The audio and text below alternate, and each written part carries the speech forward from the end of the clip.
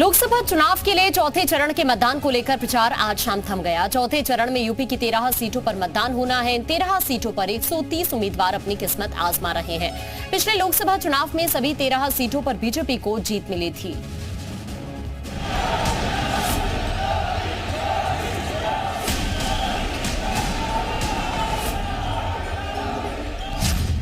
चौथे चरण का आखिरी रण।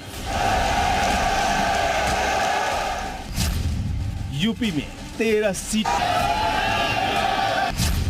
अपनी अपनी जीत के दावे पुरजोर। अब की बार 400 पार। उत्तर प्रदेश में इंडिया गठबंधन का तूफान आ रहा है। जीत के दावों के साथ चौथे चरण का चुनाव प्रचार खत्म हो गया। अब चौथे चरण में मैदान में उतरे महारथियों का जोर खत्म हो गया। बारी जनता जनार्दन की है, जो 13 मई को चौथे चरण के रण में अपने मताधिकार का इस्तेमाल कर उम्मीदवारों की जीत हार तय करेगी। चौथे चरण में यूपी की 13 सीटों पर मतदान होगा। इन 13 सीटों पर 130 उम्मीदवार मैदान में हैं।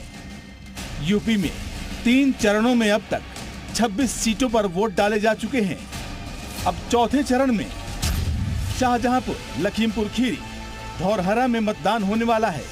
सीतापुर, हरदोई, मिश्रिख, उन्नाव में वोटिंग होगी। इसके अलावा फर्रुखाबाद, इटावा, कन्नौज में वोट डाले जाएंगे। कानपुर, बहराइच और अकबरपुर में भी 13 मई को मतदान होने वाला है। चौथे चरण के मतदान से पहले ही पक्ष विपक्ष अपनी अपनी जीत के दावे करने में लगा है। बीजेपी के नेता हर बार की तरह 400 पार के दावे कर रहे हैं। जा रही है कि अब की बार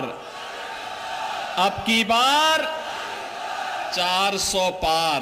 और जीजक के अंदर आपका उत्साह दिखाता है कि उत्तर प्रदेश का वह संकल्प पूरा होने वाला जो हमने मोदी जी को कहा है कि 80 लोकसभा सीट पर 80 कमल खिलेंगे और 80 कमल के उत्तर प्रदेश की माला मोदी जी के गले में पड़ेगी।